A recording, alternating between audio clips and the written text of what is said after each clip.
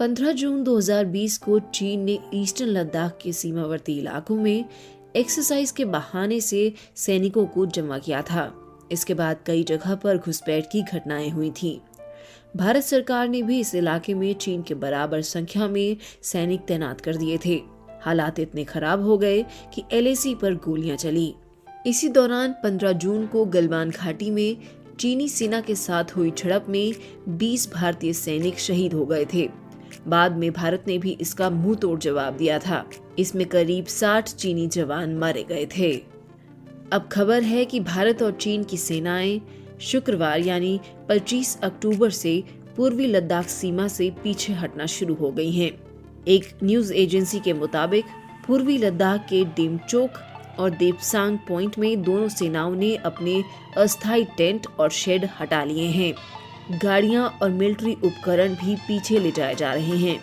Army के सूत्रों के मुताबिक 28 और 29 अक्टूबर तक दोनों देश देपसांग और डेमचोक से अपनी अपनी सेनाएं पूरी तरह हटा लेंगे। पेट्रोलिंग के लिए सीमित सैनिकों की संख्या तय की गई है। ये संख्या कितनी है, इसकी अभी जानकारी सामने नहीं आई है। देपसांग और डेमचोक से पीछे हटने की जानकारी 18 अक्टूबर को सामने आई थी। इसमें बताया गया था कि यहां से दोनों सेनाएं अप्रैल 2020 से पहले की स्थिति में वापस लौटेंगी। साथ ही उन्हीं क्षेत्रों में गश्त करेंगी जहां अप्रैल 2020 से पहले किया करती थी। इसके अलावा कमांडर लेवल मीटिंग होती रहेगी। 2020 में भारत चीन के सैनिकों के बीच गलवान झड़प के बाद से देपसांग और डेमचोक में तनाव बना हुआ था। करीब 4 साल बाद 21 अक्टूबर को दोनों देशों के बीच नया पेट्रोलिंग समझौता हुआ। विदेश मंत्री S जयशंकर ने बताया था कि इसका मकसद लद्दाख में गलवान जैसी झड़प रोकना और पहले जैसे हालात बनाना है। गलवान घाटी गोगरा हॉट स्प्रिंग्स पर पेट्रोलिंग पर अभी फैसला नहीं आया है।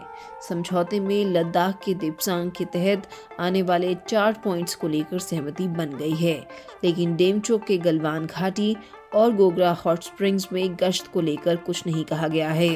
भारतीय सेना के मुताबिक सैनिक अब गश्त के लिए देपसांग में पेट्रोलिंग पॉइंट 10, 11, 11A, 12 और 13 तक जा सकेंगे। पेट्रोलिंग पॉइंट 14 यानी गलवान घाटी, गोगरा हॉट स्प्रिंग्स यानी PP15 और PP17 बफर जोन हैं। रिपोर्ट्स में सूत्रों के हवाले से कहा गया है कि यहां पर गश्त को लेकर बाद में विचार होगा।